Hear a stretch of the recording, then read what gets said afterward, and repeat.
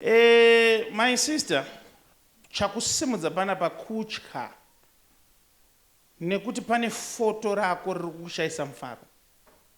Amen.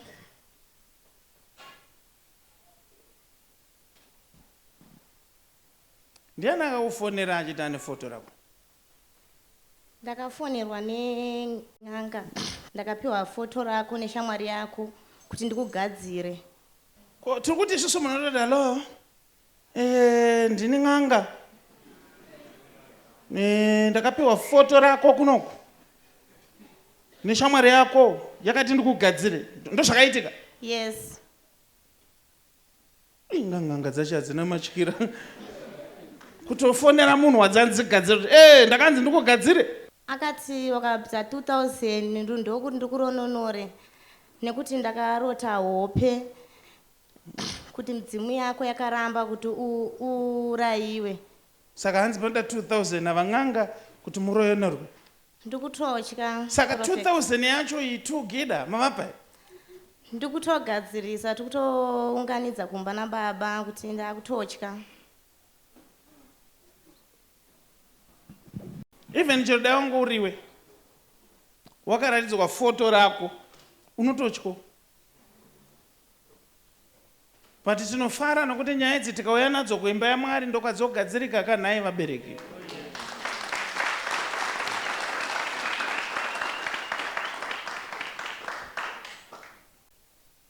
Now ndogona kungokuprofirai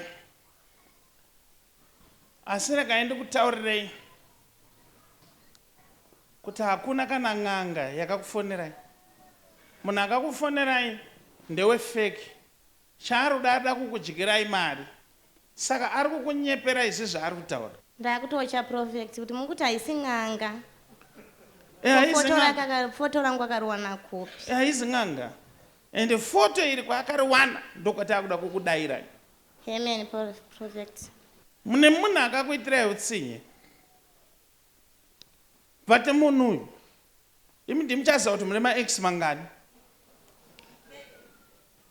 Ndi X. X uyu ndiye akabata foto renyu anga achinaro.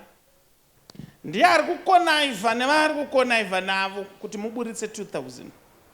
Ari kuti wakandirwadzisa. Saka regedza nombokurova mari.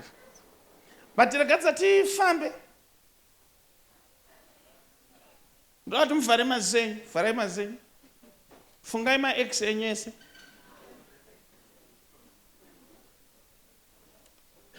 Munhu wamaidanana naye patime yamakanga muine rasta.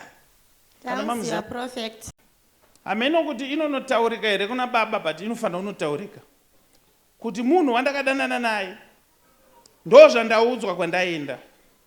Ndiye ari kutinyepera kuti iN'anga. Kana muchida moenda munoripota. Nekuti clue ndatokupai kudhara. Totenda Prophet.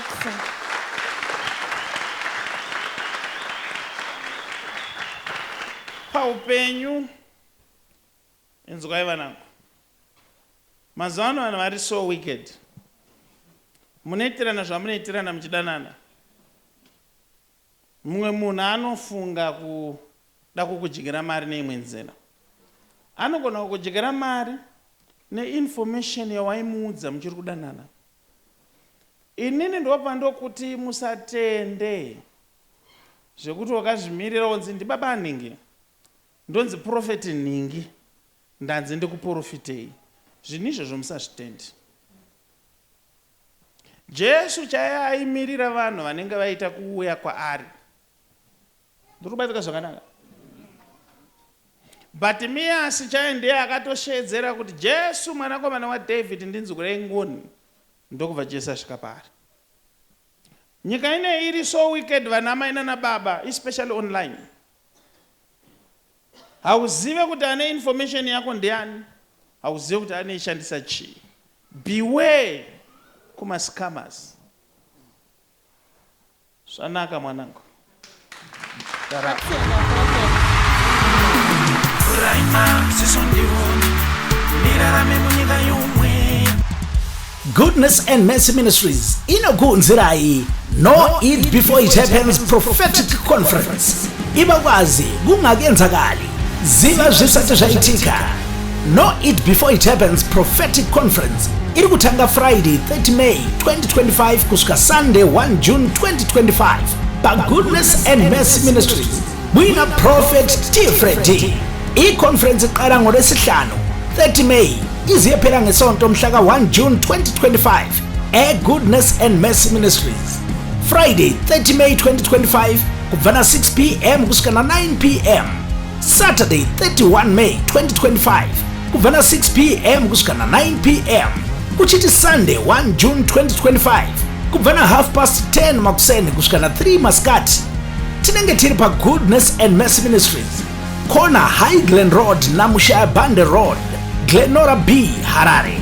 Tibate shayuqingo ku-0712 528 094 kana pa 0778 059 270.